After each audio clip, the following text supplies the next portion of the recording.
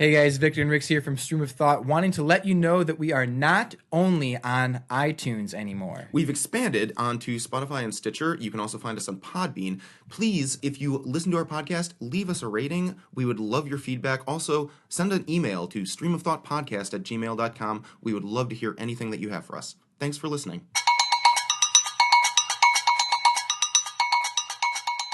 Hey guys, welcome back to Stream of Thought. We are doing a special little episode today.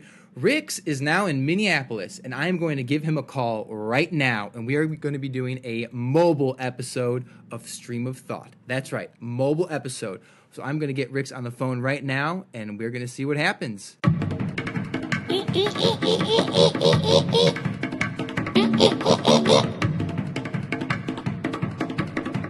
Rix Dorsett.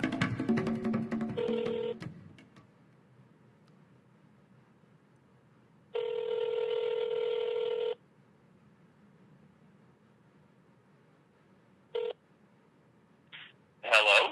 Hello. Well, it's good to talk to you, Victor. It's good to talk to you too. How's Minneapolis? Man, dude, Minneapolis is warm as heck right now. I bet. It is 95 degrees all day today. Dude, that's how it insane. is here in Glen Ellen as well. Curse the Midwest. Do you know, did Minnesota Victor or Brooks ever tell you, like, what's the latest in the season that it has ever snowed in Minneapolis? They said it was sometime in, it was like late April, I want to say, because before I ended up moving up here, because I was supposed to move up, we talked about this before, I was supposed to move up earlier, and the whole snowstorm and ice storm came through in April, and I think that's about the latest that it'll get. But the fact that it's gone from sub-zero temperatures to, like, I want to say 100-degree change over the course of maybe 45 days is absurd. That's pretty crazy. Talk about whiplash, man. That's pretty neat. So what's it been like? I imagine when you got there, obviously you're hanging out with Brooks right now. Change of pace for you? Do you feel a little out of your element? I have to say, man, it's a change of pace, it's a change of scenery. There is something about Minnesota that just feels like home to me. It's very, when people say Minnesota nice, they're not kidding. I feel like even when you go to the grocery store and stuff like that, there's this formality of being nice, and even if you're a customer, it's an unspoken rule that you have to respond with courtesy and respect to every individual, and if you don't, you will be frowned upon by society. So, yeah, it's a little different than Chicago for sure, but I have to say, man, it's nice. It's very nice up here. I like the change of pace. Since you've been there, I mean, it hasn't even been that long, but have you done any tourist type stuff? Tourist stuff in Minnesota? I don't know. Is there tourist stuff to do in Minneapolis? Dude, I'm telling you, I mean, it's kind of like back in college when I was going to Drake University in Des Moines, Iowa. It was, well, yeah, there's some local hangouts. There's the old skipping pond. the We like to local skip Hy-Vee restaurant. skip some rocks Yeah. there. Skinny dip sometimes. I don't know. Man, yeah, the local watering hole is Yeah. the Hy-Vee grocery store. Oh yeah, you told me about that. Yeah. So that's fun, but yeah, there's not really a lot of necessarily touristy things to do in Minnesota. It's more of a interpersonal experience, if you will. Got it, dude. Let me tell you this. So I was doing. I can't remember how this got brought up, but it dawned on me. I was like, oh, you know what? Costco, like, is kind of nearby here. I was like, oh, well, maybe I'll get a Costco membership because it's only like $60 a year. You can buy things wholesale and in bulk. I was like, well, this might be. And I I went online just to kind of see how much the membership was and just kind of what it was all about. Dude, it's like a grocery store, and like, it's more than just a grocery store, dude. They sell like swimming pools and like kayaks and stuff. And I got thinking, I was like, I don't know if this is because I'm 30 now, but I'm really excited to potentially shop at Costco. Like that, I get really excited about thinking about that, and it turns me on, like walking in there and seeing all this cool stuff. Like that's just like I don't know, it's weird, but I got to thinking of that. I was like, I think I'm gonna do it. I think I'm gonna get a Costco membership. So, have you never been to a Costco before? I've never been. No, never. What? I've drove by them. You are a 30-year-old guy that has never been to a Costco. I've driven by them. I've been to IKEA a couple times. I've never been to Costco. IKEA. You don't need a membership to get into IKEA. No, I know, but I'm just saying I've been to IKEA. Yeah, and I guess the layout's pretty similar. I've been to Costco maybe a half dozen of times with people who are members, because you can bring someone if they have a membership, and oh my goodness, it is the adult candy store. Nice, good. That's what I was hoping to hear that from you. And really, dude, for everyone who seems to have a Costco membership, yeah, it can be a little pricey for some people, but there are good things to be had from Costco. I mean, they have unbeatable prices, but it's a very select crew. It feels like almost an underground society of discount bargain shoppers. I wonder if maybe I go in there, because I've never been in one. If I go in there maybe just to like check it out, and they're like trying to get me to do a membership, and I'm like, I don't know if I can wheel and deal and get one for like $50 instead of $60. I don't know, man. You should certainly give it a try. I know that Minnesota Victor was able to negotiate an extra $30,000 of financial aid from the University of Chicago. So, what's $10 on a Costco membership? Are you kidding me? How did he do that? He negotiated. Wow. He actually said, "Give me more money," and they did for some reason. So, wow. Yeah, anything is possible, I suppose. Nice. Dude, so, guess what I did the other day? What did you do? I hung out with Neil. Yeah. And you know what he says to me? After, because we went to the gym, and then I was at his house for a little bit, and we're just talking and catching up. He's like, yeah, dude, like, he was like, yeah, dude, this summer's going to be great. Like, dude, we need to hang out more. We need to hang out more this summer. We didn't hang out a lot last summer. And I was like, duh. Like, I didn't say this to him, but I was like, this isn't on me. Like, this is not on me. This is on you. So, yeah, I'm always down to hang out. But you need to respond to phone calls and text messages. And you also need to initiate phone calls and text messages. Amen, brother. There is a certain mutuality in friendship that requires that communication goes slow. Right? But we'll see. Yeah. We're going to try and meet up next week, too. But I'm at his house, and we went to the gym, and he's like, yeah, man, I'll make you something to eat. So I'm like, okay. So I'm like, after I go to the gym, I want to eat right away. I'm hungry. Really? Yeah. And we're at his place, and he is making some food. He's making some sweet potatoes, and he's skinning the sweet potatoes, and I'm like, dude, why don't you just? He says to me, you ever have sweet potatoes? I'm like, yeah, all the time. I've been eating them a lot lately. And he's skinning them, and I'm like, dude, why don't you just stab it a few times with a knife, wrap it in some wax paper, and throw it in the microwave for like 5 or 6 minutes. He's like, no, dude, I'm gonna cook you a good meal. This is going in the oven. I'm like, no, dude, it's really easy. Like, you just stab it with a knife a few times, throw it in the microwave. There is a button on most microwaves that say potato on it. You know what I'm saying? And it's done. Yeah. Like, it's good. Like, we can eat right now. He's like, calm down, be patient. We're cooking. It'll be 20. I'm like, fuck me. Are you serious right now? Just stab it with the knife a few times, put wax paper around it, throw it in the microwave, bro. And he kept telling me to calm down, and I was just like, what the fuck? Because I was hungry, and I was waiting more than 20 minutes, and I'm gracious for him making this meal. But, dude, looking back, I should have just grabbed the potato myself, stabbed it, throw it in the microwave, and be like, you cook your own sweet potato, I'm going to cook mine. There is something, dude, about using the oven that just takes exponentially longer, really, in any circumstance. And especially if your intent is to eat immediately after working out, you're not going to want to wait, because he may say 20 minutes, but when you're cooking potatoes, they got to go for probably a little bit longer. Dude, he was skinning them. It was taking him forever. Neil, it was taking you forever. And yes, I'm still talking about this. It was just like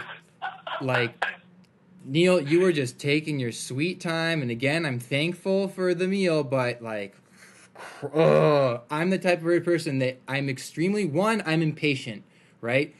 Two, I don't want to cook. I don't want to put any effort into making a meal. So when I do, I want to spend the least amount of time possible. Three, if a meal is being prepared, I want to be doing something else so that when I'm ready to eat, the food is ready to be served. You know what I'm saying? The last thing I want to do is be standing around hungry, waiting and waiting and waiting and waiting and waiting.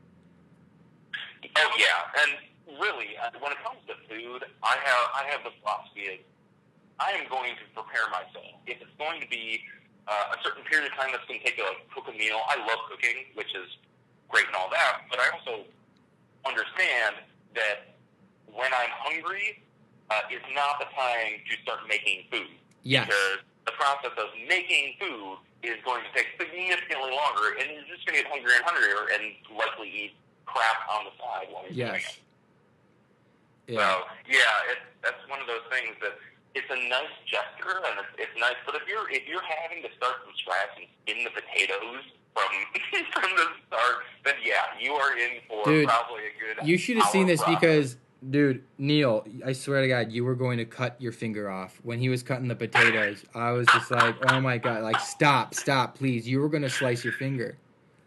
Oh my goodness. But it was Really? tasty. His mom stepped in and helped out, and like he's like, "Oh, you should put some cinnamon on it." And I was like, "Oh, that's a really good idea." So his mom stepped in and helped out a little bit, and she was cutting them real fast and like a professional, dude. She's slicing these potatoes up like a pro, going so much quicker. It was great.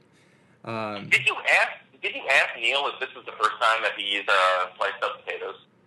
I don't recall. Okay. Wow. I don't recall. But yeah, he was definitely about to cut a finger off. But I've been there. But the other thing I've been doing is, so I've been spending a lot of time watering some grass seed outside of the house because the tree was trimmed for like the first time ever, and we planted grass seed. And so I'm spending some time outside every day watering grass. And I've noticed this as well when I'm sitting on the steps just eating a meal, because sometimes I sit on my steps when I'm eating something or drinking something just to be outside. There's two little chipmunks. I think there's two of them. There might just be one, but there's two. I think there's two holes on each side of the steps where a chipmunk goes in and out. Because I've seen when I sit there, I see him through the corner of my eye, like he wants to go run into his hole, but I'm sitting almost right next to it. So he's kind of looking at me, and when he sees me turn to look at him, he like runs back a little bit, but I can still see him. And then I take my eyes off of him, and he runs into his hole, and then he comes out. And so, and there's again, I don't know if this is the same one or not. I haven't seen them at the same time, but there's a separate hole a little bit farther on the other side. Same thing. See him like come up from these rocks, about to run into his hole, and then he sees me sitting on the steps, and he stops. And then he kind of looks at me, and I look at him, and then he runs away. And then when I see him through the corner of my eye, when I'm not looking at him, I see him go back into the little hole. And I'm eating an apple the other day in my house, and I get to the core. And I usually try and eat as much of the core as I can, and before I throw it away, I'm like, wait a minute. I broke it in half, and I put half of each piece in front of the hole where the chipmunk is. And and then what happened was the next day or later that day, I see that one of the apple cores is gone and the other one is still sitting there. And and then the next day I do it again. I put a fresh apple core out, one half of an apple core on each side. And then later I see the apple core has moved, and that there's all these tiny little chunks. It's not really a chunk, but it's like a chunk for a chipmunk. These tiny little pieces that have been like shredded. That looks like the chipmunk was maybe eating it and then spitting it out and then eating some of it and spitting it out, or like doing something with it because it was like chopped up a little bit. And so I'm gonna do it again, and I'm gonna give him some strawberries. No! And my plan is to someday be sitting out there with an apple, right? And then he sees me, and he thinks to himself, "Oh, I've been eating some apple lately. He looks like he's eating an apple." And then I want them to eventually trust me, and then come close to me so I can hand feed him, and then also so I can pick him up and pet him.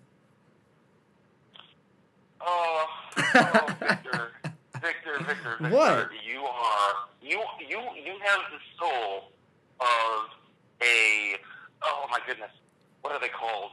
They're not pagans, they are Wiccans, at one with nature, believing that the circle of life and embracing all that is. But you gotta realize, man, they're rodents. And you're feeding a rodent that is going to tear up your concrete like no one's business. Oh my goodness. Wow. He's not in the concrete. I can't believe you're feeding a chipmunk. Yeah, dude, I'm really excited about it. I'm pumped to give him some strawberries. That hurts my heart. I mean, you know what happens though? Word spreads among the animal community. Dude, I'm all about that. Dude, you need to watch Ace. Have you ever seen Ace Ventura? I have. Yeah, Do you remember the scene in the first one in Ace Ventura: Pet Detective? He goes into his apartment, and the landlord, before he gets into his house, is like, "Hey, I've been hearing noises. People have been hearing noises. Do you have animals in the apartment? It's not allowed." And he's like, "No." And he's like, "Well, I want to see." And so Ace, before he opens the door, he like jiggles the keys as like a signal for all the animals to hide. And they go into the apartment, and the landlord looks around, and there's no animals anywhere. And then the landlord leaves, and I can't remember what he says, but he says something like, "Come to me, my furry little friends," or like something along those lines. And like you see all the little animals come out of their hiding spot and just surround him. And like climb on him, and like the bird goes on him, and he's just got all these little animal friends that come to him, that gravitate towards him. That's what I'm trying to do. If I could do that with my life, I'm good. I feel like that is an admirable goal to have, and it really speaks to your character. I think it's a horrible decision, and I would really advise against it. But it's funny that you mentioned that as it comes to animal negotiations, because when I moved up to Minnesota, I'm staying with my college friend Brooks and his wife Angie at their place, and turns out that the day that I moved up to Minnesota, there ended up being a cat who just appeared in the yard. Brooks and Angie had never seen this cat before, but they thought that he belonged to a neighbor a couple of houses down, and it was confirmed later that was the case. But we were watching this cat, and for whatever reason, we haven't seen him in the past week, but he showed up, and he is a very friendly cat and very unafraid of humans, very unafraid of most things. And Brooks and Angie have a bunch of mice in their yard. And No so way. The cat is just prowling around, like literally tossing mice up in the air with its paw. It is the most incredible. I wish I had a video of it. But Wow. Here he is, just laying in the grass, like tossing the mouse up. You literally see this mouse just bouncing up in the air with the cat because the grass is pretty long. So he hits the ground and he's stunned or whatever, and you lose track of the mouse, and then suddenly the cat jumps over, throws the mouse back up in the air, and does that, and doesn't actually eat the mouse, just wants to play with it. And then afterward, it ends up coming over, meowing and jumping up on the patio where Brooks and I are sitting, and super friendly, super unafraid of anything, just wants to be pet, wants to be loved. And I felt very similar to your chipmunk experience. Like, oh, I don't know who this animal is. I mean, he had a collar and a bell on, but no tag or anything like that. Yeah. I was thinking, oh, it's so nice to just have random animals who are nice. There is that feeling of warmth and satisfaction that you get from interacting with furry creatures. So I can relate to that for sure. When I was when I was in Venice, not this last time, but like a year ago, there was this black cat that was around Kyle's apartment, and I was like, "What's this black cat doing?" And he's like, "Oh, that's like we see it around, and sometimes it just like comes over to hang out, like belongs to someone down the street." And one night, like the cat slept in the apartment with us, and then the next morning, just like left and went like back to his owner. And Kyle's like, "Yeah, that happens sometimes. Like the cat just likes to hang out, like get out of the house, and sometimes we'll like spend the night here, and then the next morning just go back home."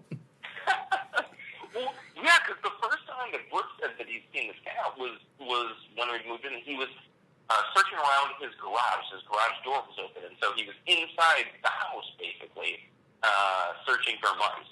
So, The cat was in the house? The cat was in the garage, okay, which is attached to the house. And so we immediately, Brooks immediately named him, and so his nickname, apparently there was an animal that they knew in the past whose name was Tiger, and so this random cat is nicknamed T2. Have you nicknamed your chipmunk yet? Yeah, I thought about naming him, what's the name? Like Alvin, like the chipmunks, Alvin. Or great name. Or if there are in fact two of them, I was gonna name him maybe Chip and Dale, but I haven't solidified a name yet. But while we're on the subject of names, I did get I'll have to send you a picture. I did get like a small little garden gnome that's maybe like 10 inches in height. I got a little garden gnome and I named him Percival. Yeah. He's got like a little he's got his little like shoes and like a blue shirt and like a red hat, and he's like holding up a lantern, and I put him right underneath the pine tree, and it was like $5, and so I got him, and I named him Percival, and he just keeps an eye on the lawn for me. And that is, let me make sure, that's a reference to Ready Player One, the movie that just came out this past year, right? Yeah, I didn't name him because of Ready Player One, but Ready Player One did give me the idea for the name Percival, because I wanted something, I didn't want to name him just like John or something like generic. I wanted to give him kind of like a unique, but like, what would a gnome be named? And, Percival. The real question is, how do you spell Percival? I imagine Percival.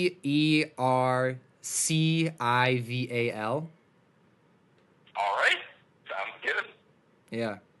As long as you have, as long as you have an idea of how to spell the name, I think. And I thought like maybe should I call him Percy for short? I'm like, hell, nope, not gonna happen. I'm going all out Percival on this.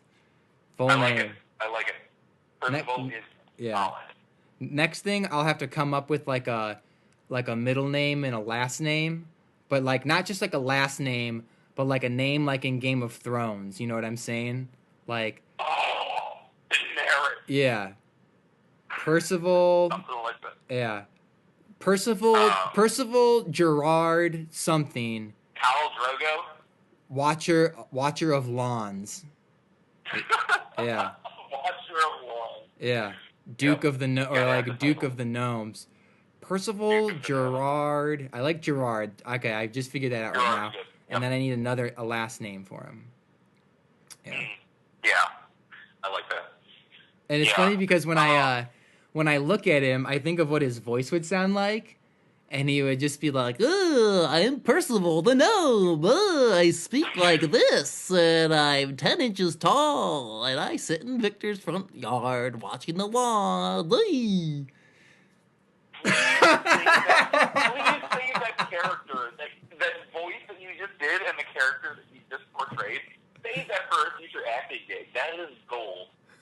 I've got way too much time on my hands. Apparently, if you're naming chipmunks and Dude, and I do that. You want to hear how lame I am? When I'm watering the lawn, I do that voice and no one's around. I just do that voice for myself when no one's around and I'm watering the lawn. And I just say that to myself. Oh, that is awesome. Oh, my goodness. That is delightful to hear. Yeah. I need to get him a crew. Yeah. Oh my gosh, dude, I'm so going to be one of those people with the lawn gnomes. You just start with one, right? And then you need more to feed your fix. Oh, yeah. You know, okay, so since you're going on a gnome binge, I have to say, there is an ongoing feud in my family about a gnome that my brother and I were very attached to growing up as children. It was a gag gift from my uncle, who apparently, I don't know if I should say this, but it was meant as a slight, I guess, and it was given as a gift. Wait, it was meant as a what? It was meant as a slight, as a joke / not so much joke. Like, here's a gnome that is completely inappropriate for you, but it was a gnome flicking off you with the middle finger. And it was brilliant. And for some reason, my dad decided to keep it and put it in our one of the basement windows facing out. And so my brother recalls that every time that he'd walk home from school, he would find comfort in the fact that he was greeted by a gnome flicking him off. That is so awesome. Great joy. And so there's this ongoing thing that for some reason there was house cleaning or something going on, and the gnome ended up getting thrown out. No. My brother has not been able to let that go all these years. It's been maybe 4 years, and he will bring that up maybe once a week. He will bring up the fact that gnome is no longer there. Wait. He's been bringing this up once a week for 4 years since it got thrown out? 3 or 4 years. Maybe less than once a week, maybe twice a month. Okay, but that's still awesome that he consistently reminds your family that is a pain and that is just, I feel for him right now. I feel for him. So, if you end up going on the gnome route, and you end up ever coming across a gnome that's flicking off a person, then make sure you alert me. Because, how tall was it? Was it just like 6 inches or 8 inches or what? How tall was it? I have to say it was maybe a foot tall. No more than a foot tall. Okay. And it's one of those that was got at like a garage sale or something like that. And my brother has done extensive research in trying to find this replicable gnome and has not been able to find it. So apparently they're not making them anymore, but you never know. How long ago was... Oh, so when you guys were kids, so like 20 years ago. Oh, this was a, I think, my mom is going to correct me if she hears this, but I believe that it was a wedding present given by my mom's brother to my father. Wow. Yeah.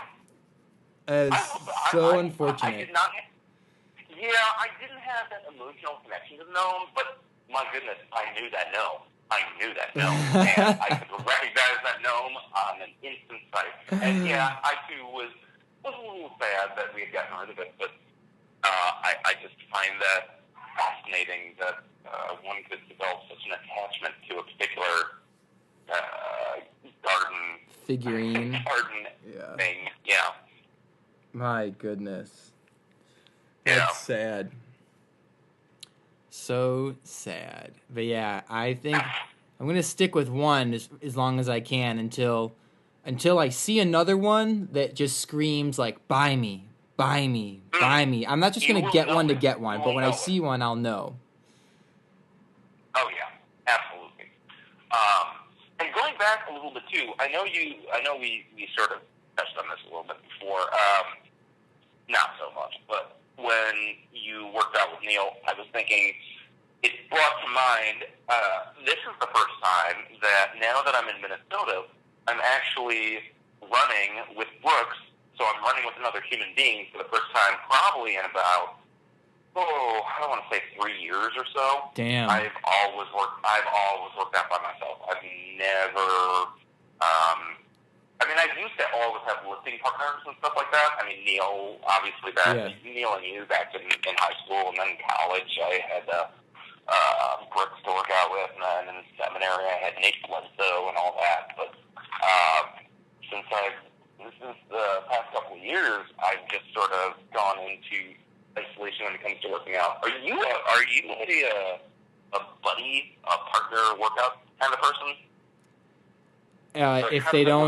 If they don't screw up my routine, like if they don't weigh me down. If they don't view it as a social opportunity and view it as a mission to be accomplished in as little of a time as possible. Yeah. I'm down. I usually am. I mean, I've worked out with Drew on several occasions. I've worked out with Neil on several occasions. But usually I work out by myself. But Drew is a real good lifting buddy. Yes, I can imagine that. Absolutely. Yeah. But I have to say, there is something about the camaraderie and relationship building that comes with working out with somebody. And it's like, wow, Bruce and I are having some pretty deep conversations after we're done working out, all that. It was a really nice thing because the past couple of years, it's just been, I'll do my thing, I'll get it done. I don't really want to think about the outside world. I want to just burn off whatever I need to burn off and end up working out. But having a running partner, I have to say, for running anyway, because we've done like push-ups, sit-ups, that sort of thing. I haven't gone to the gym or anything like that. But in running, I find it a double-edged sword because on one hand, I tend to go into this very intense mode when I run, where it's more or less just adrenaline fueled and all that, and I tend to be very laser focused on my mission. But then running with somebody sort of reminds you that you are trying to keep pace with them, and there's that added distraction, but at the same time, the added support of having somebody who is also suffering the same amount that you are. So, yeah, I don't know what your thoughts are on that. Yeah, when I haven't ran with somebody in a long time, but when I go running, I just listen to music, which helps me just keep going. Totally. But again, like with running, I need somebody who can run, who can either push me or keep up with me. Because if someone can't keep up with me, it's a waste of my time, and I'm not there to hang out. Like, I'm there to work out. You know what I'm saying? Yeah, and that I feel like is the tension that I have too, is because back in Glen Ellen, I would do about 3.5 miles, maybe 2 or 3 times a week,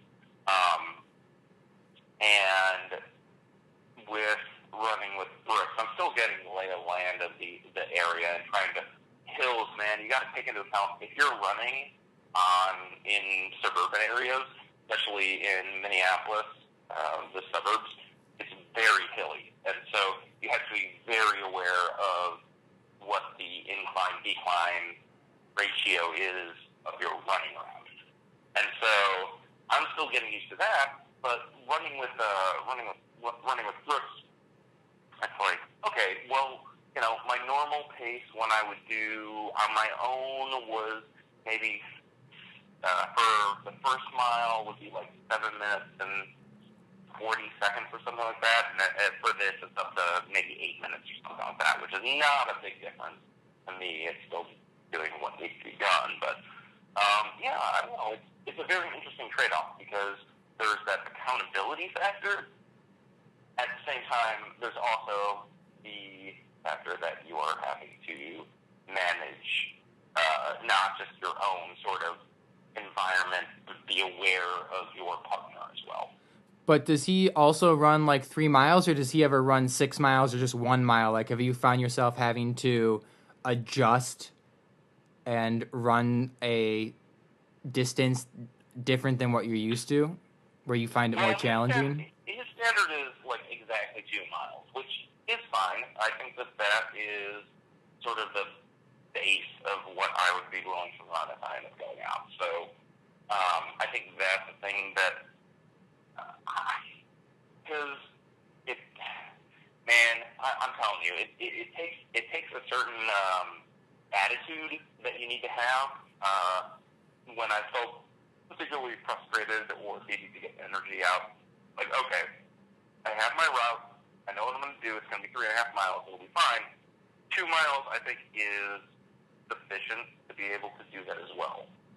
So, I don't know. I mean, Yeah, but you guys can probably, like, if he's only running 2 miles, then you would run 2 miles faster running only 2 miles than your second mile in a 3-mile run. Yeah, you'd think so. I mean, but I'm not really somebody who is going to argue with my own physical capabilities, because honestly, in the period from which I ended up moving from Chicago to Minnesota, there was a period of maybe 3 weeks or so that I didn't work out really at all. So I'm more or less trying to build it back up. Yeah. But I find the dynamic between doing it solo and having a partner very, very interesting and very different, and not necessarily a bad way, just a very different way. There are pros and cons. Yeah. That's good. I don't know. Yeah. So, fun life, my friend. It's good though, I have to say, because the other great thing too about having somebody like Brooks, who he's former military, so he is now out of the Army, but I feel like there is a distinct difference between people who are athletes and people who are not athletes. People who, and Brooks and I had talked about this a little bit as well, but people who are not athletes do not understand how far the body can push itself in being able to exert the maximum amount of energy to like build up whatever it is that you're trying to do. The mind can handle so much more pain than you think it can. And for people who have been either athletes over the course of their life, or who have been in the military, or who have had some sort of training, they understand that there is a difference. They can push through the pain. They can, do that sort of stuff. And I feel like that actually is more important than I realized, because with Brooks, we go at what pace we go at. We're pushing ourselves, but we push through the pace. It's not like we're going to, because when it was 93 degrees, I think 2 days ago, we're like, do we really want to run? I'm like, well, it's warm. We'll take it easy. We'll do what we can. And I feel like if I was running with anybody who had not been trained to be able to overcome the mental anguish of the heat bearing down on you and the exhaustion and all of that, then we probably would have stopped maybe at the 1.5 mile mark or something like that. But I was like, I'm just going to keep going, because as long as Brooks keeps going, I keep going. And Brooks was like, well, that's my training. As long as I keep going, it keeps going. So that's what we end up doing. That's why it helps me when I listen to music, because I focus on listening to the song. You know what I'm saying? Do you listen to music when you run or no? Oh, absolutely. Yeah. I can only do my best when I'm listening to music. Yeah. I have my what's it called right now? There's actually kind of a funny name, because I've had a couple of different playlists on my iTunes. The one that I listen to right now is called 17 Run. I guess that meant 2017 Run playlist. Got it. So yeah, I got my jams. What type of music do you listen to when you run? All sorts of different music. When I run, it's not always like a high tempo song or something. I usually just have a playlist on there. Nothing in particular. Do you have a playlist that you can, like, your go-to songs that you can list? No, I don't have any they change. I don't have a set playlist. You don't have go-to songs? No, because I make a new playlist according to the season. So like whatever songs I'm listening to, whether they're new or old, like just songs I'm kind of getting into, I put onto a playlist. So I don't make playlists like working out playlist, running playlist. It's just playlists according to like the season, whatever songs I'm just happen to be listening to at that time. Or what I'll do is I'll throw on Pandora. I'll have like Kendrick Lamar radio, you know what I'm saying, or like T.I. radio, or Arcade Fire radio, or something. Yeah, mine tend to be very, very upbeat. So I've got like Panama, or probably the weirdest artist that's in my run mix is Ed Sheeran. Who? Ed Sheeran. Ed Sheeran? I'm sorry, Ed Sheeran. I don't know how to pronounce his name. I just listed it off. So I have Shape of You. Okay. In my run playlist. But that's interesting. Probably the most. Well, and, do you have any Hannah Montana? Oh, fuck you. No, man. The other surprise would probably be Sam Hunt's Body Like a Back Road. I feel like that is probably the other. Dude, you're listening to some questionable tunes. Hey. But if you dig them, you dig them. No, I'm giving you my most unusual example. I'll do like Avicii or Sean Paul or Coldplay, Chainsmokers. Yeah. Chris Young, Disturbed. So I mean, Flo Rida. Dude, whenever I hear Sean Paul, I think of Jeff, and I think of high school. Really? Yeah. I think he was like really into one of those Sean Paul songs, and I think of like the way he would dance in high school too. It's weird. I can imagine how that would be stuck in your head. Yeah, it's every single time I hear that. How does it go? I can't remember which one. It's like the main hit that it's actually still on the radio every now and then. Turn Me On or something. I don't know how it goes. Yeah. You know what I'm talking about? You're right. Every single time I hear that, I think of Jeff and I think of high school. Oh, my goodness. And I think of MySpace also. I think of MySpace when I hear that. Oh, yeah. Yeah. But yeah.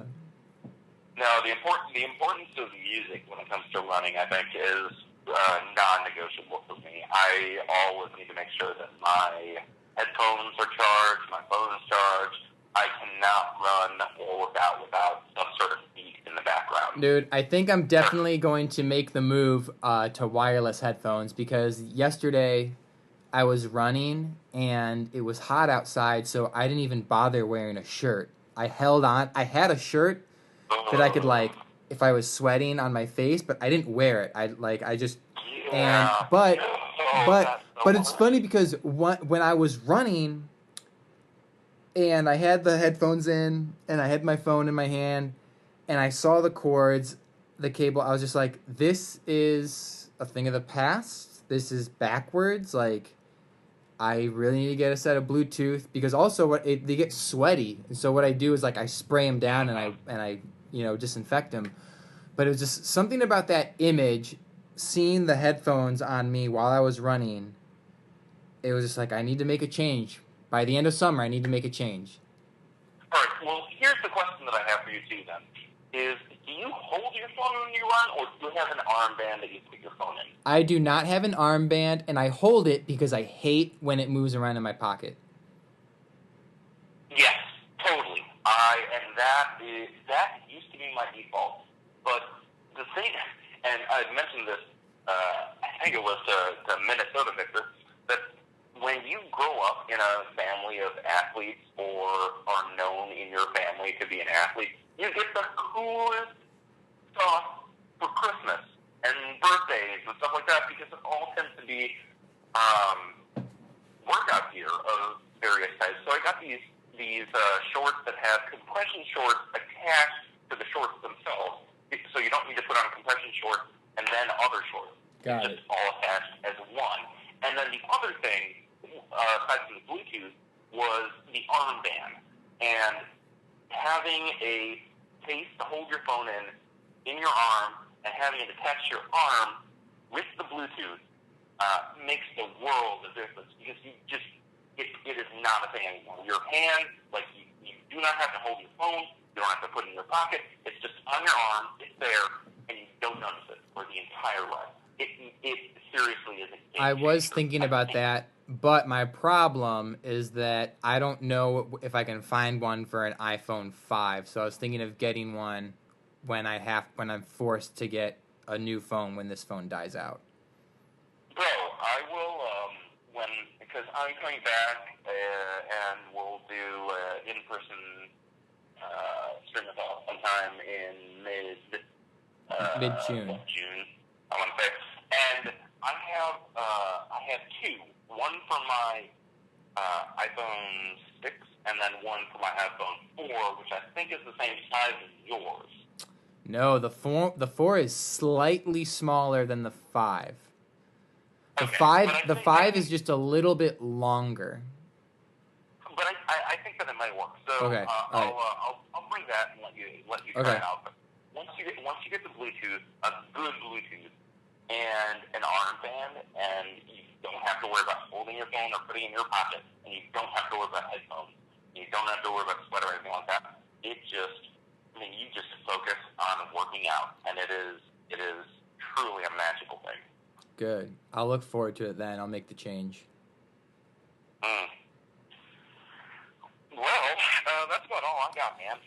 Yeah. This is a good one. So I guess we'll end things there, and I will see you in give or take a month, right?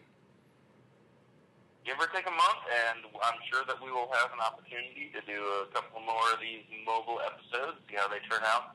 And for anyone listening, if you have made it this far, please send us feedback. Let us know what you think. And we would love to hear your thoughts because we are going to keep this stream of thought going. Yeah. We're going.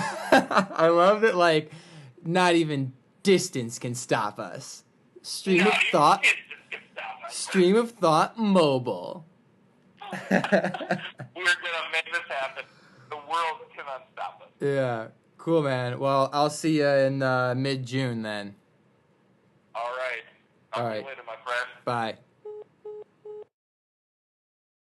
All right, everybody. Thank you for listening for that mobile episode. Rick's will be back in about a month, and we will have a face-to-face one again, of course.